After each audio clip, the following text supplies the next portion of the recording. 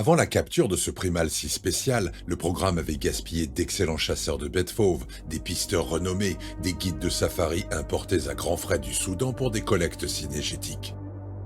Il fallait comprendre physiquement à quoi l'organisation s'attaquait.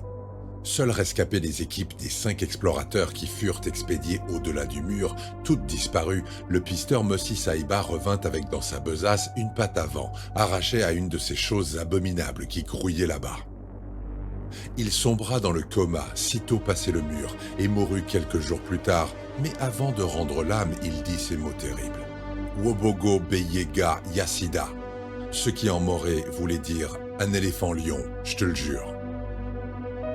Cette patte avait fait les délices et la perplexité de l'équipe de zoologues anatomistes aussitôt dépêchés par l'organisation.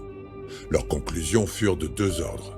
La confirmation scientifique que cela ne devait pas exister au regard des lois physiologiques, de la chimie, de l'anatomie et de la médecine vétérinaire, et l'obligation de constater que cela existait et qu'on ne leur avait pas fait de nouveau le coup de la sirène des îles Fidji exposées au cirque Barnum.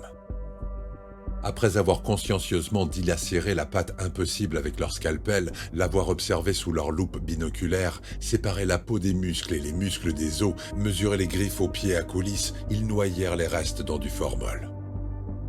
Ils remisèrent le bocal sur une étagère avec l'étiquette « Échantillon d'espèces inconnues, origine inconnue », car c'était avant tout des scientifiques sérieux. Depuis lors, l'échantillon avait été étudié par d'autres chercheurs moins obtus.